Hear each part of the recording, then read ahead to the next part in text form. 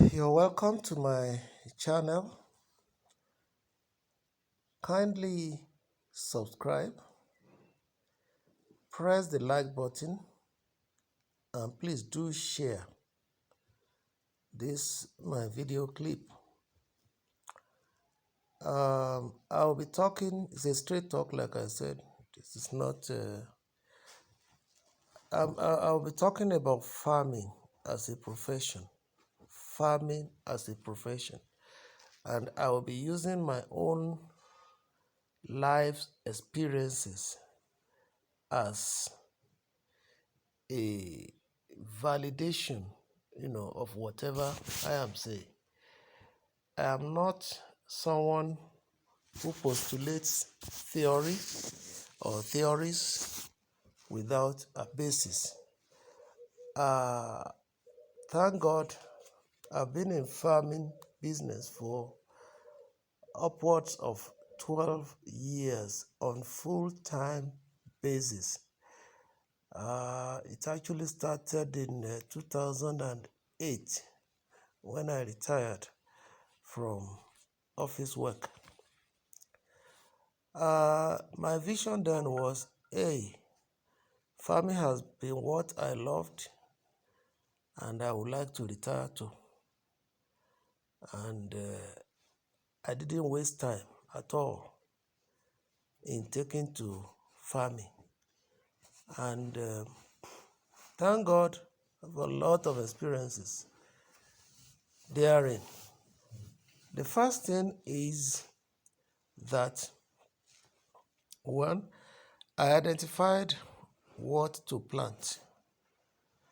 I identified what I would plant. I went into cassava farming for two major reasons. One, to sell the tubers at a profit, that is commercial farming. Two, to produce gari from it and market such gari also as at a profit. Then I went into maize farming, commercial maize farming. So when I'm talking about farming this time around, I'm talking about commercial farming. When I say commercial farming, you are doing a business with the aim of making money. You are farming with the aim of making profit, but huge profit for that matter, from farming. So let me define it that way. So after cassava, I chose maize. These are annual and seasonal croppings. Then, for purposes of feeding and other things, I went into a little bit of yam. I did watermelon. I tried briefly. It didn't take me time to realize that tomato farming is a useless business. It didn't take me just 1-2 years. I was able to conclude that. I went into that too. I did a bit of tomato farming.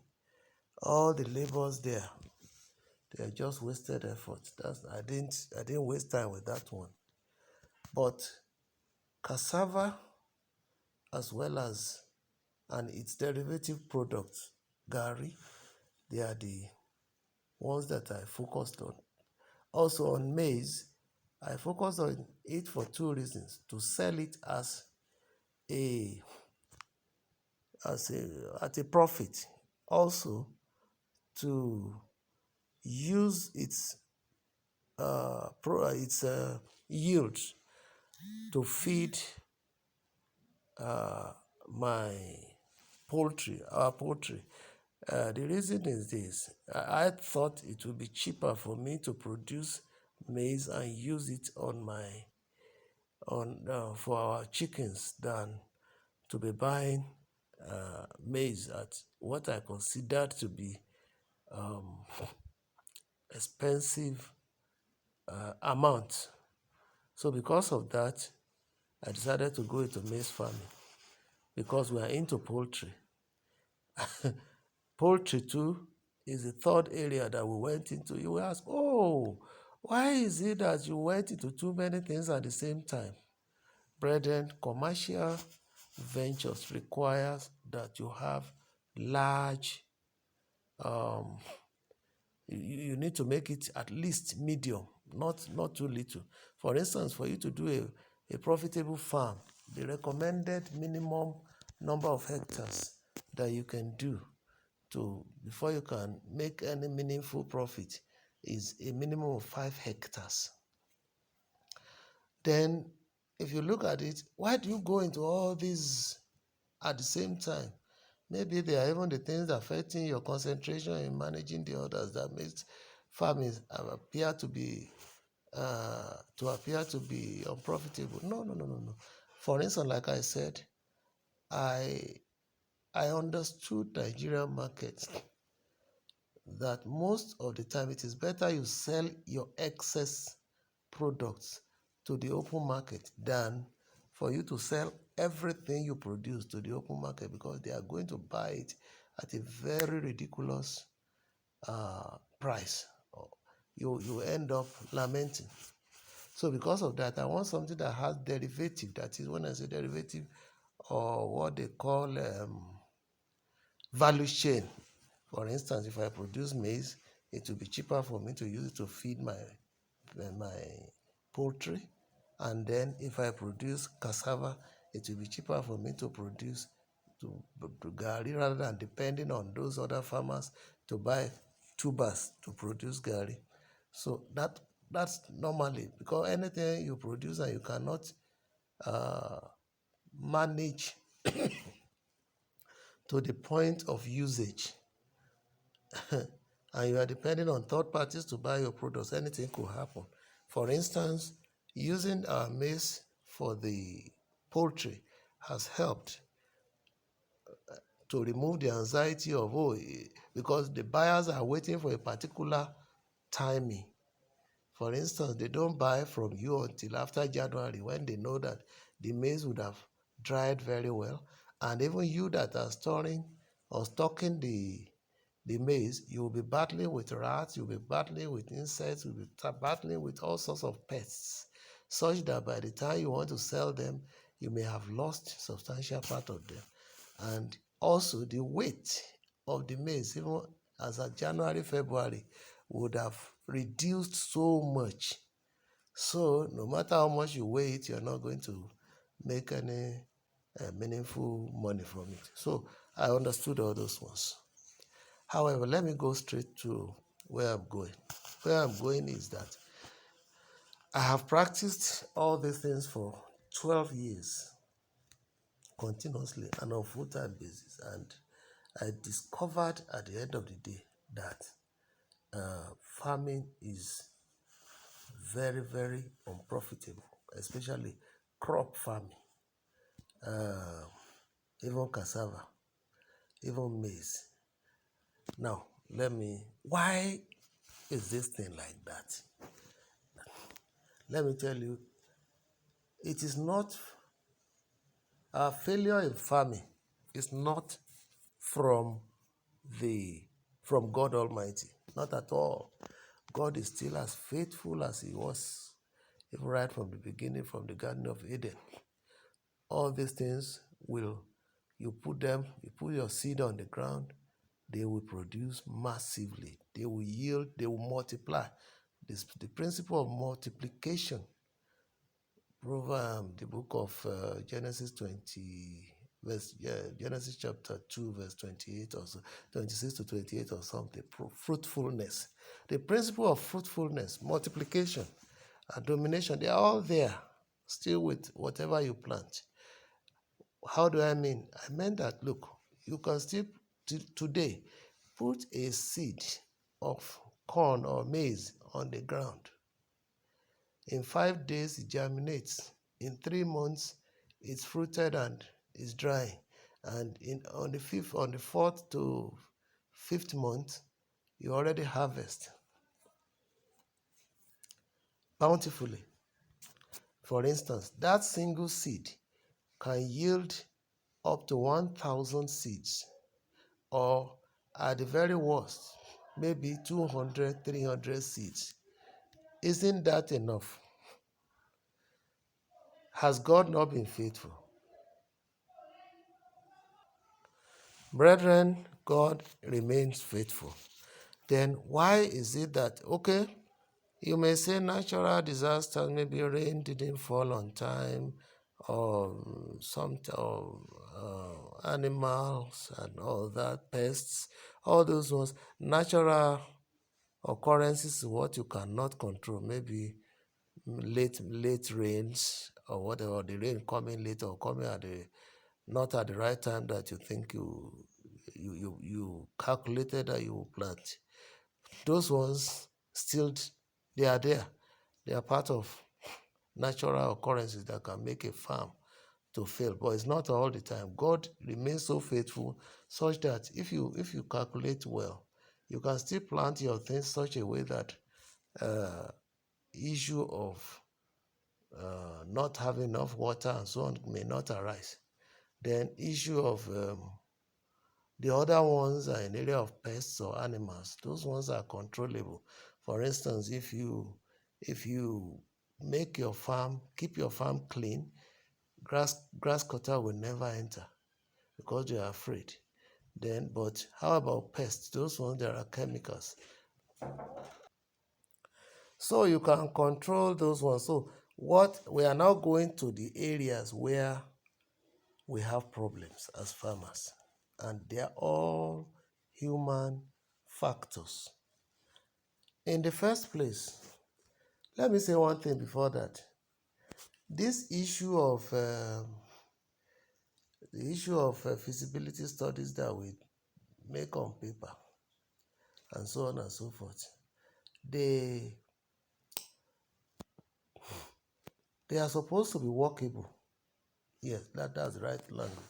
They are supposed to be workable, but unfortunately, human greed never allowed them to be. For instance, by calculations, let's take land preparation. For those estimates that we propose on um, our feasibility studies, they are supposed to be workable. They are supposed to act, if we did everything according to those feasibility studies, there would have been profit, because you will find that at the end of the day, the bottom, at the tail end of the whole thing, you can see clearly that if we are able to spend near exactly what we have on feasibility studies as projected, we would have made profit from farming. But let me tell you, for instance, when we are doing all these calculations, even with CBN and others, you will see that the calculation for clearing 1 hectare of land, you will say 10 people should be able to clear 1,000 heaps or something a day. So you estimate that maybe 15,000 naira. Sorry, 10,000 naira. Okay, you rate them. Let me put it that way. You rate them with feeding and everything. You say, okay, maybe 1,500 naira per person. So 15 persons should be able to clear 15 plots in a day. But unfortunately, by the time you get to the field, in fact, an hectare of land for you to clear it and feed the people, you may not spend less than 60,000 naira. 60, that is just clearing. Parking, you may spend, they will even tell you parking is more difficult than clearing, cutting the bush. You may spend close to the same amount. But your projection on your feasibility study is saying that, okay, with 15,000 naira or maximum 20,000 naira, you will clear an hectare. It's a far cry from the reality. People will not be available to do that work for you at that rate. So that number one, you have failed in that area. Let's say it's even a tractorable land. A tractorable land, ordinarily, feeding, labor and everything for tractorable land per hectare. Our calculations are always between 17 and 20,000 naira. In the first place, you bring a tractor to a land to do the work for you. Your calculation is about 17 to 20,000 naira. But in the first place, you will calculate maybe 12 to 15,000 naira for the tractor itself. Maybe, anyway, put everything at 20,000 naira. In the first place, the tractor that will be brought to you will not be the one that can start the work and finish it on time. The human factor, the operator himself, will expect so much from you that if you don't perform at your own detriment, the work will not be done. Then number three, how many of them will actually, even if you you place yourself at the very mark, beginning and end of where the work will start and end, you will discover that if a tractor operator tractors or clears 3/4 of 1 hectare for you as an hectare, you are lucky. They may end up not doing 50% of the work. They will just look there and look at, they hate you measuring it, and then the more you try to measure, the more they make life difficult for you and make sure that the thing is unworkable. They can remove something from the tractor and make it unworkable, and from there they can disappear. And then at the end of the day, if you still want to insist on doing the thing, apart from the fact that the 1 hectare will not be 1 hectare, you will discover that you will end up spending maybe 20,000 to 25,000 naira. Deception. It starts from saying, "Yo, you bring diesel." I had a situation where the diesel that I use on my generator at home, which has never given me any problem, I gave it to these tractor people to use on their tractor. No, they said they wanted money, or they wanted to buy the diesel themselves. And for that work suffered a setback. Look at the human factors. You may end up spending far, far above your budget, the feasibility studies thing you do. Then look at the issue of planting. Averagely, planting per hectare, will estimate it to be maybe on the high side, maximum maybe 6,000 plus feeding. So you will discover that you do all those estimations for planting, but at the end of the day, one, the seeds you give to them will be wasted. Those who say they are planting maize, they will be dropping the maize just on top of the ground, not putting it inside the soil so that it can germinate. That's one. At the end of the day, you may end up losing not less than 1/4 of your seeds. Then the planting, at the end of the day, they didn't do it well. The land is not complete. The seeds are not, maximized. Everything. Now, let's go to chemicals. You estimate that a bottle of glyphosate will cost maybe, when I started farming in 2008 or so, it costs about 800 naira. As of today, a bottle of glyphosate costs not less than 1,500 naira. And yet, the estimate that you will use in your feasibility study may be maybe 1,000, 1,002. Those ones also. Then the application of it, when you give I've had somebody that I gave Uh, if you give this,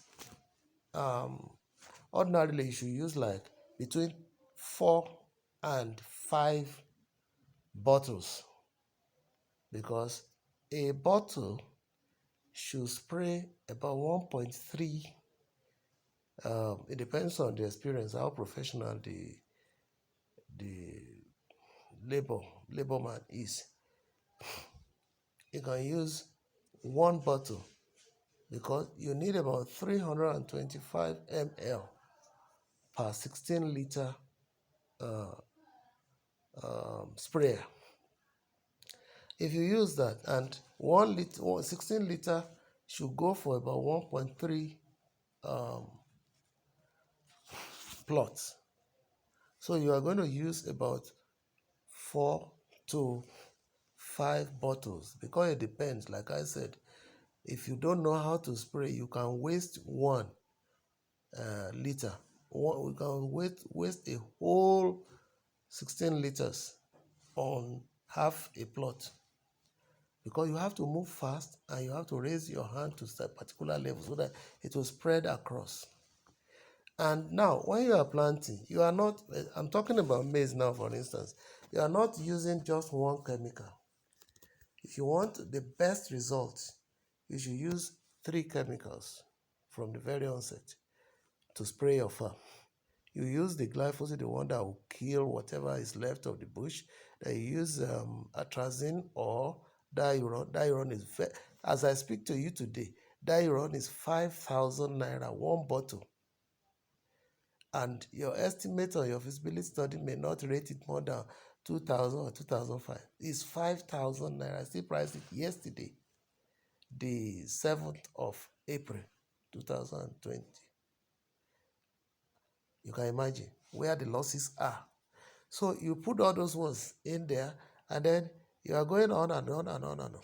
Atrazine is 2,000, 2,500, depends on where you are buying it from, a bottle.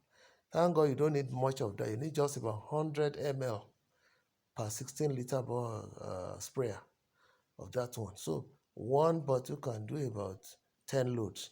But a bottle of glyphosate can do about, if you want the best result, I know some people are, cutting corners. You will also get the result. If you use less measure on stubborn grass, they will grow up even far better than they were before you spray them. So that's one. Then you are supposed to use the third one from day one.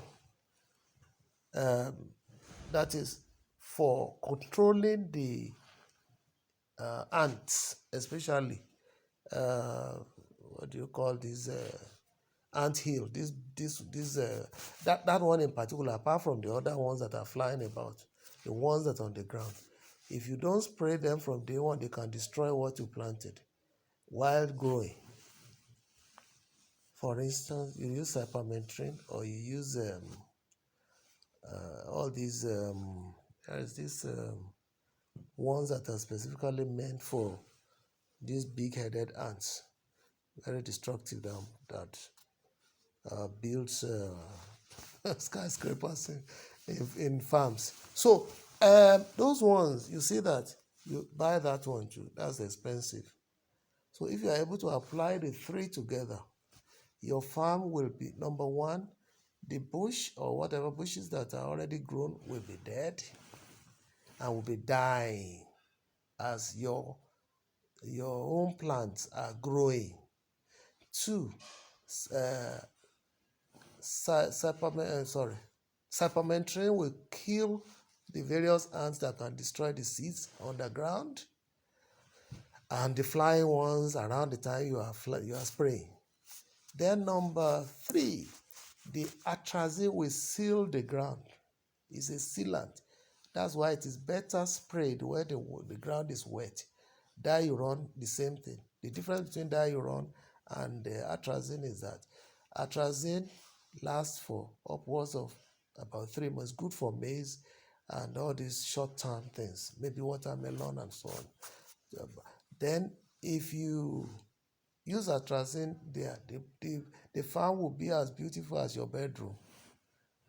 You won't experience the growth of any bush until maybe midlife, when some scattered one will start growing, but they won't disturb you per se. So, but if it is diuronics, that one is good for yam farm, at least for good 6 months. Your farm will be clean because it retards the seeds of these these very bushes and so on and so forth from germinating. So it's only whatever you have planted that will grow. But if you don't spray all these things before they germinate, you will end up destroying your farm completely, and it will be failure from the very onset. You must spray. If it is maize, you must spray all these things within 3 days of planting, because maize will start coming out from 4 days. 5 days ordinarily they are out. So if you are spraying them after that, you are killing them. So if you don't have good knowledge of all these things, don't use them. So these are the various things. Now, leave planting alone. That's planting. Maintenance. You still need to continuously spray. Maybe on maize, you need to continuously spray. You need to continuously foliar. They call it foliar fertilizer. That is fertilizer that is sprayed on the leaves. They can help you. Maybe you do that twice before the maize matures. Then you need to apply. Some people are making the mistake that if you use the spray fertilizer, you get maximum yield. It's a lie from the pit of. Even the manufacturers of those leaf or foliar fertilizer don't promise it. Check the writings on them. They are supposed, if you spray it on their leaves, they are supposed to enable the roots penetrate and eat the real fertilizer that you apply, whether organic or inorganic, that you apply to the roots of all these things. And these foliar fertilizers, spray fertilizers, they are also expensive, maybe about 3,000 plus or something. And you need about 60 ml. I'll just tell you that 60 ml on this thing. Even if you are using something like Super Grow, I tell you, Super Grow used to be sold for 5,000 naira around 2008. Today, Super Grow, a 5-liter bottle, sells for as much as 20 something thousand naira. And yet you want to apply to the same farm. You can see the plight of farmers. They are exploited at every stage of the work. So that's why I told you that the feasibilities that we did would have worked if only the market will allow us to stick to them. And labor men themselves, very wicked people, especially maybe you are riding a car, they see you as somebody who has arrived and who must, shed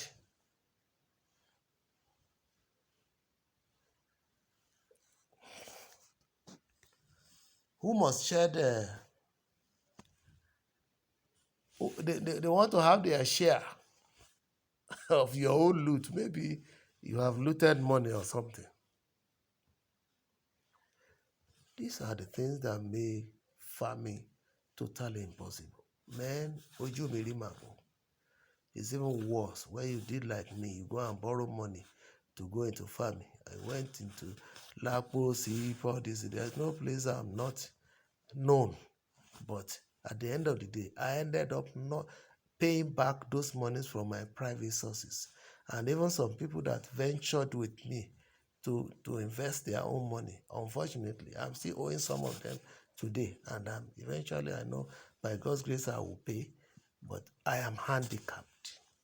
That's why I'm telling you, if you think farming is something you want to retire to, you're finished. What of Gary production, which I told you?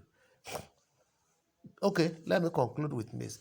Maize, for instance, the last experiment I did in 2019 was I spent 430,000 naira on an hectare of maize, on 2 hectares of maize, and The maize I realized was 120,000 naira. Now, Gary, let me go to Gary. Gary, I produced it at 216 naira per Congo. All along, right from the beginning. Even if I mechanized it, it will just be around 150 naira at most, at the very most. But if I tell you, it is the market that determines how much you sell your product. The normal principle of business is that a producer will cost every input and add a margin of profit to it. It is not so in Nigeria. That's why I pity farmers. You come to the market with your Gari, and the maximum you can sell it is 100 naira per Congo.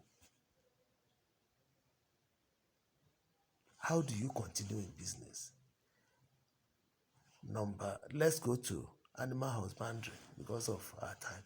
Animal husbandry, I started all those things right from time. I told you, they all started together because I wanted a value chain thing. I didn't want to depend on the open market for getting my raw materials for feeding my animals, especially maize, which constitutes almost even more than 50% of the requirement for feeding the birds. But unfortunately, now today it costs, if you feed your birds well, if you don't cut corners. If you cut corners, you will see they won't do well and you will lose. If you feed well for at least 16 for 3 months, for instance, the birds that we did against Easter they were taken early January. So we are going to feed them for at least between 12 to 16 weeks. You want to feed them. The estimation if you Google it, you will see it there. The estimation for feeding a bird per day is 80 grams, either chicken or turkey. It's 80 grams. But in reality, I want to tell you, I use 208 because I found that when you give them 80 grams, they are not doing well. And you see them eager to, if they will even bite you, they will strike you all the time. You see them eager for food, and then they will not grow well. They won't do well. So the minimum that I use is 288 grams a day, almost 3 times to get good results. And okay, now if I feed them for like 3 months plus, close to 4 months, I spend an average of 3,900 naira per bird. Broiler, take broiler as an example, per bird. And I want to sell this broiler. In the first place, there are no ready markets. Because, okay, if I want to sell it, at least I should sell these birds for not less than 4,500 naira to be able to make marginal, let's say, what percentage is 500 naira over 4,000? I would have to, but who will buy your birds at 4,000? Talk less of 4,500 naira. Unfortunately, the longer they stay, the more you feed them. So you are in a dilemma. I did one fundamental miscalculation some years back. We raised 200 broilers against an Easter about 5 Easters ago. And we thought that we'll have market for them. Came Easter, unfortunately, there was no single demand. The people in my locality, they are wise. They buy their local birds and rear them themselves. They even buy the Greek ones. They place them on the ground. Anyone that survives, survive. Anyone that doesn't survive, they don't waste their time. So by Easter, they have chicken to eat. So nobody is buying, except that you have maybe eateries and all this. I tried eateries. By the time they place their kg price on what you have on the ground, it's a loss. I'm telling you. So whether it is maize, whether it is cassava, whether it even on tuber, cassava tuber themselves, as I speak to you now, I have more than 3 hectares of cassava in my farm, which has no buyer. I took them to a market at Ijebu Jesha where we sell them. You know, I found that we went there, when we took a load of tubers there, in fact, the only thing that was brought home, a load of tuber is close to almost a caster, about a caster, something.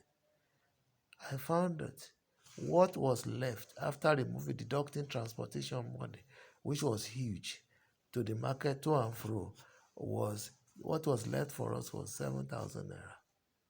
7,000 naira did, I mean, does 7,000 naira account for the money we spent on the farm for 1 year plus that we have been maintaining it? Does it account for our own profit? The same thing. So when I'm talking, I'm speaking from experience. Farming, to me now, I've retraced my steps because I'm losing heavily annually. I will focus on settling all the people that I owe. But now I will still. Now, do you say, okay, because of all these experiences, nobody should go into farming? No, no, no, no, no. I want you to understand. I'm talking about farming for profit. Farming for as a business that you just like buying and selling. You buy something, you add profit to it, and you sell. You want to make profit from farming? Please forget it. What is even more, all this, the government knew this. That's why they don't support agric. The banks knew that if they give you money, you will not be able to pay them back. They knew. That's why they don't encourage it. So what I'm advocating for is, if we don't, and yet if we don't have farming, Nigeria, there will be famine. If there is no farming, there will be famine.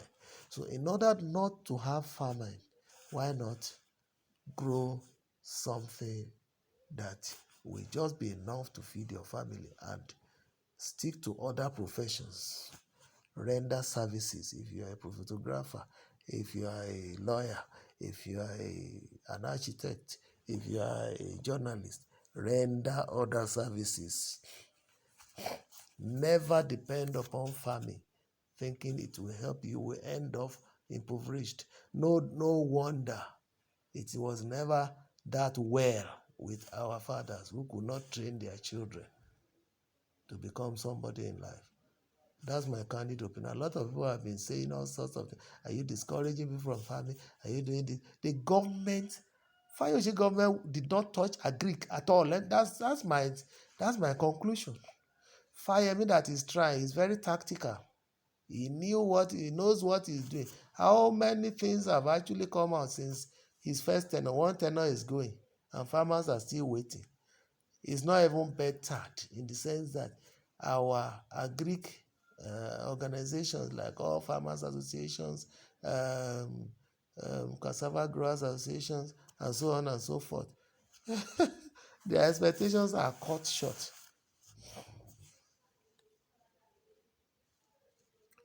So let us know what we are doing. I'll continue again in another chapter. It seems the memory is going off now.